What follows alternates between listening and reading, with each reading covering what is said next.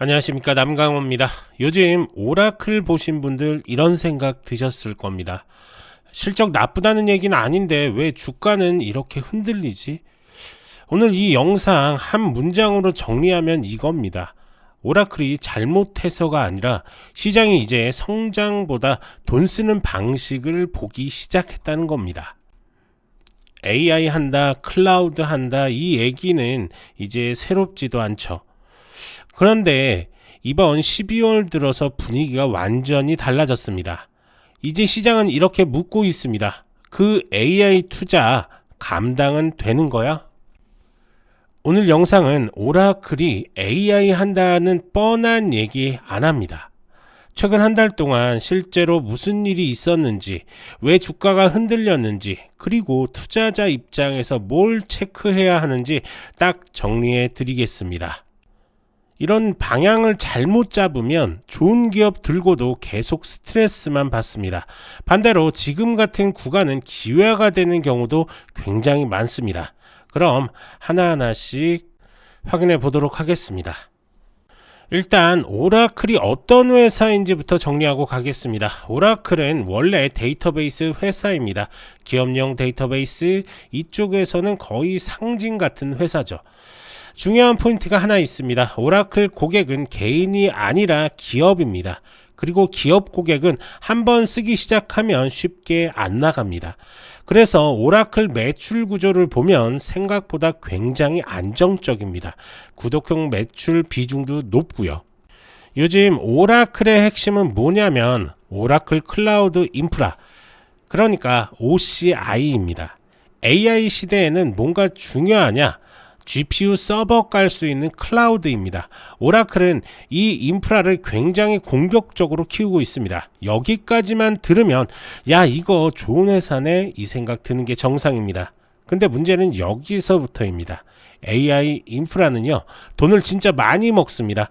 이번 한 달 동안 오라클 주가를 흔든 핵심이 바로 이 지점입니다. 자, 그럼 본론으로 좀 들어가서 오라클이 최근에 어떤 모습들을 가져갔는지 한번 체크를 해볼 건데요.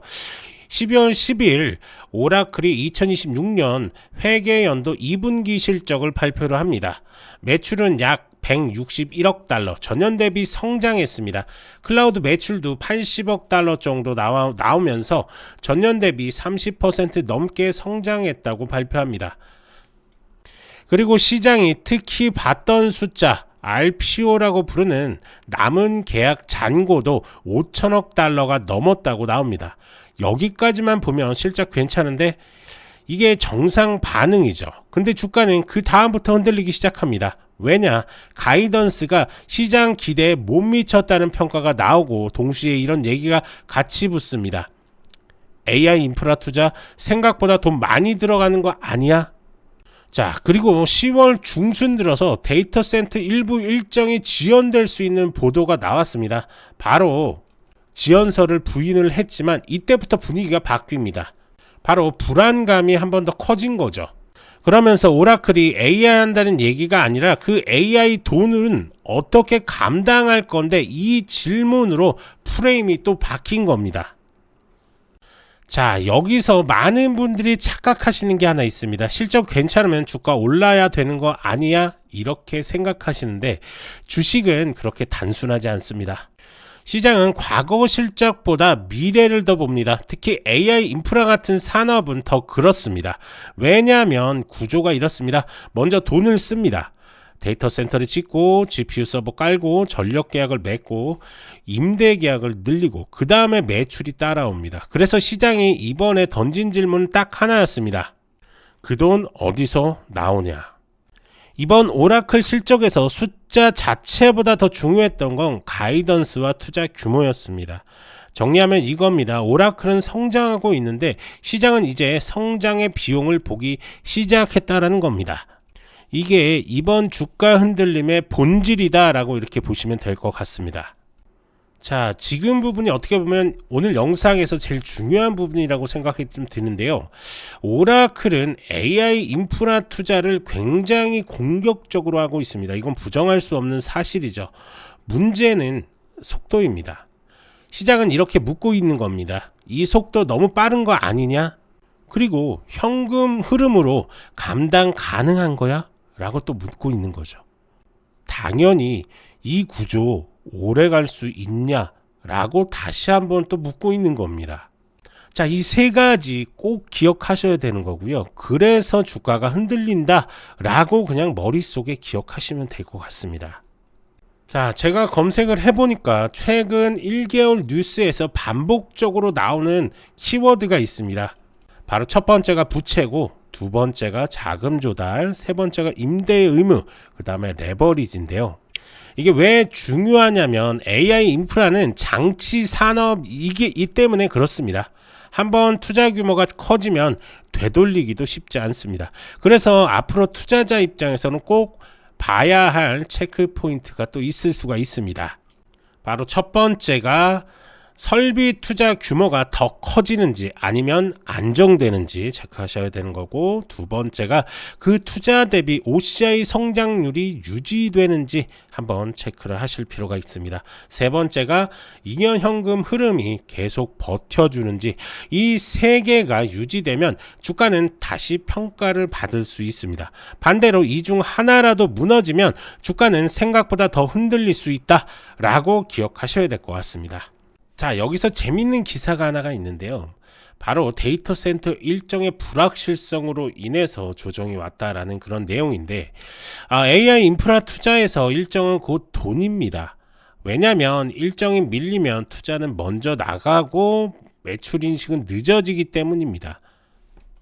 말 그대로 11월 중순에 일부 데이터 센터 프로젝트가 지연될 수 있다는 보도가 나오면서 시장이 민감하게 반응한 이유도 이겁니다.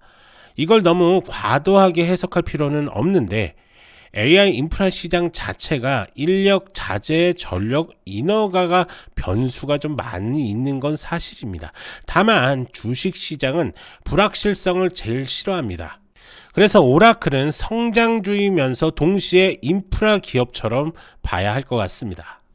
자, 12월 중순부터 AI 거품 얘기가 다시 나오기 시작했습니다. 이게 무슨 의미냐면 AI 자체를 부정한다는 게 아니라 돈을 너무 빨리 쓰는 구조 아니냐, 이런 걱정입니다. 오라클이 그 논쟁의 중심에 우연히 서게 된 겁니다. 그래서 요즘 주가 보시면 오를 때는 빠르게 오르고 빠질 때도 빠릅니다.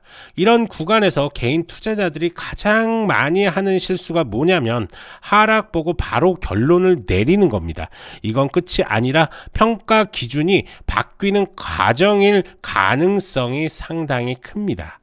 자, 그러면 이제부터 오라클을 어떻게 봐야 하냐? 첫 번째 시나리오는 강세 시나리오죠. OCI 성장률은 유지되고 가이던스가 다시 살아나고 AI 투자가 매출로 연결된다는 확신이 생기면 주가는 빠르게 회복할 수 있습니다. 이때는 추세 확인 후 대응이 가능한 부분이겠죠.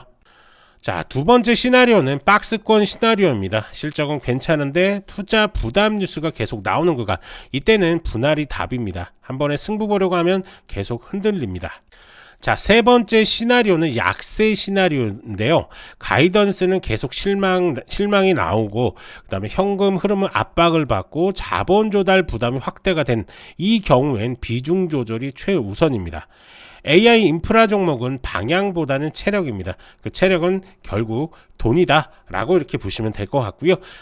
자, 이제 차트 한번 보면서 설명을 좀 이어갈 건데요. 지금 보시는 것처럼 오라클은 큰 상승 이후 급락으로 이어졌고요. 그리고 나서 반등 나오는 것 같았지만 큰 폭의 하락 이후에 지금 지지 라인을 테스트하고 있는데 전 저점 부분이 무너지는 모습이 좀 나왔죠. 자, 그렇기 때문에 지금 롱 포지션, 롱 슈팅 이후에 하락이 나왔기 때문에 아직까지 숏 시그널이 나오지 않은 상태입니다. 그렇기 때문에 이 자리에서 들어가야 된다, 이건 절대적으로 아닙니다. 숏 이후에 롱 시그널이 나올 겁니다. 즉 이런 식으로 숏 이후에 바로 롱 시그널이 나오면 그때 들어가도 늦지 않다. 즉 숏 시그널 이후에 롱 시그널이 이때 나왔죠. 그리고 나서 수익 먹을 수 있는 자리 충분히 나올 겁니다. 아니면 이때 숏 이후에 롱 시그널 이후 큰 폭의 상승 나왔고, 그리고 나서 다시 한번 이런 식의 수익권을 가져갈 수 있는 구조들이 분명히 다시 한번 나올 겁니다. 우리는 그런 자리들을 노리면서 수익적인 부분을 극대화해야 되는데요. 앞서 말씀드린 대로 여러 가지 시나리오가 있는데 그 시나리오에 맞게 대응을 하셔야 됩니다. 그러기 위해서는 가장 좋은 방법은 바로 이 황금손 지표를 사용을 하면서 수익적인 부분을 좀 극대화하시는 게 가장 좋다. 오랜만에 과거 이야기를 좀 해보면 저 같은 경우에도 20대 때 군대 다녀와서 처음 아르바이트에서 번 돈 100만 원으로 처음 국내 주식장부터 시작을 했습니다. 그때 처음 샀던 종목이 바로 삼성전자입니다. 첫 종목이라 아직 잊지를 좀 못하고 있는데, 하지만 시간이 흘러서 차트 분석부터 기술적 분석을 통해서 100만 원으로 시작해서 어린 나이에 3천만 원까지 만들었었습니다. 그러다가 선물이라는 게 좀 눈에 떴습니다. 금, 원유 닥치는 대로 했죠. 호기롭게 그냥 하던 대로 기술적 분석을 통해서 했죠. 결과는 좀 참담했는데요. 딱 한 달 만에 청산이 되고 말았죠. 그때 당시 나름 국내 주식장에서는 젊은 패기도 있고 뭐든 하면 된다는 자신감이 좀 넘쳤지만 한번 청산의 아픔을 보고 나니까 아무것도 하기가 싫더라고요. 그래서 거의 폐인처럼 살았던 것 같습니다. 하지만 그래도 여기서 물러나면 안 되겠죠. 그래서 미친 듯이 차근차근 다시 0부터 다시 시작을 했습니다. 그러면서 하나 깨달은 게 있습니다. 그것은 바로 손실을 피하는 것보다 더 중요한 것은 손실을 좀 관리하는 겁니다. 그리고 매매 승률보다는 손익비가 계좌를 지키는 길이라는 사실이었습니다. 이게 무슨 말이냐, 예를 들어서 그거였죠. PPI나 CPI가 있는 날에는 무리해서 비중을 넣을 필요가 없다라는 겁니다. 결과 나온 거 보고 들어가도 늦지가 않다라는 겁니다. 즉 우리 황금손 지표 이렇게 나오는 거 보고서 들어가도 늦지가 않은 겁니다. 운이 좋아 도박처럼 걸었던 사람은 10% 수익이 봤다면 나는 결과 보고 그냥 2%, 3%만 먹어도 되는 겁니다. 대신에 그 사람은 도박이기 때문에 비중 많이 들어가요. 5%, 10%겠죠. 하지만 저는 결과를 다 보고 추세 확인이 됐으니 그냥 비중 30%, 40% 들어가도 상관이 없는 싸움이 되는 겁니다. 이렇게 빅 이벤트가 있을 때는 잠시 쉬어가면서 비중 조절을 하고 확실한 자리에서 비중을 많이 넣어서 손익비를 올리면 되는 겁니다. 그래서 만든 게 바로 이 황금손 지표라고 생각하시면 될 것 같습니다. 어떻게 쓰냐고요? 첫 번째, 트레이딩 뷰가 필요합니다. 전 세계 90%의 트레이더들이 지금 쓰고 있는 트레이딩 뷰 이 프로그램 하나만 딱 있으면 됩니다. 가입까지 30초면 됩니다. 자, 이 트레이딩 뷰 설치하시고, 자, 영상에서 이 더보기 클릭한 다음에 이 지표 상단 문의 클릭하시고, 그 다음에 부자 되는 지표 클릭, 그리고 나서 전화번호 남겨주신 다음에 개인정보 수집에 동의한 다음에 제출까지만 눌러주시면 어떻게 쓰고 어떤 식으로 활용을 하고 어떻게 해야지 수익을 볼 수 있는지까지 자세하게 설명을 드릴 거고요. 그렇게 해서 수익을 좀 많이 가져가셨으면 좋겠습니다. 그리고 해외 거주하시는 분들도 마찬가지입니다. 국가번호 포함해서 전화번호 남겨주시던가 아니면 메신저 아이디 카카오톡이라든지 텔레그램 아이디 남겨주시면 됩니다. 왜냐하면 해외 거주하시는 분한테 저희가 연락을 좀 드렸더니 잘 통화가 안 되고 연락이 잘 안 되는 경우들이 많았습니다. 그래서 메신저 아이디 하나 남겨주시던가 아니면 이메일 이렇게 남겨주시면 좋을 것 같습니다. 자, 그렇다고 해서 이 황금손 지표 그냥 무료로 드리는 거냐? 아닙니다. 자, 첫 번째 구독, 저희 채널 구독 무조건 해 주셔야 될 것 같고요. 그리고 두 번째, 내가 써보니까 너무 좋더라, 너무 편하고 너무 잘 맞더라, 그렇다고 한다면 아시는 지인분들한테 조금씩 소개해 주시면 정말로 감사하겠습니다. 두 번째는 굳이 안 하셔도 되는데 첫 번째는 무조건 구독 부탁드리겠습니다.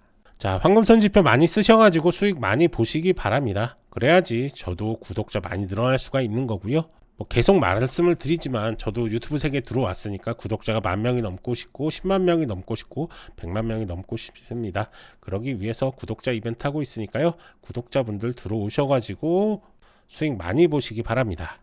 자, 마무리하겠습니다. 오라클은 AI 시대에 분명히 중요한 위치에 있는 회사입니다. 클라우드 성장도 있고 대형 계약 잔고도 있습니다. 다만 최근 움직임을 보면 시장이 던진 질문은 명확합니다. 그 성장을 위해 쓰는 돈 감당 가능한가? 자, 그래서 앞으로는 딱 이 5가지만 보시면 됩니다. 바로 이 OCI 성장률과 설비 투자 규모, 그 다음에 잉여현금 흐름, 부채와 자본 조달 신호, 그리고 데이터 센터 일정 좀 많죠. 그래도 체크를 하실 건 체크를 하셔야 됩니다. 이 5개가 유지되면 지금의 흔들림은 기회가 될 수 있고 무너지면 더 조심해야 합니다. 자, 그래서 우리는 이 흐름을 찾고 대응을 하기 위해서 이 황금손 지표를 적극적으로 활용을 하면서 수익적인 부분을 극대화하시면 좋을 것 같습니다. 자, 오라클의 구체적인 대응법이 궁금하신 분들도 자, 더보기란에서 이렇게 문의 남겨주시면 저희가 하나하나 자세하게 도움을 드리도록 할 테니까요. 언제든지 문의 남겨주시면 됩니다. 이제 중요한 건 여러분들의 선택입니다. 뉴스, 차트, 모멘텀이 동시에 들어올 때 이걸 잡는 게 실력입니다. 좋아요, 구독 부탁드리고 문의 남겨주시면 도움 드릴 수 있는 것들 최대한으로 도움 드리겠습니다. 저는 남강호였고요. 다음 영상에서도 빠르고 정확한 정보로 다시 찾아오겠습니다. 감사합니다.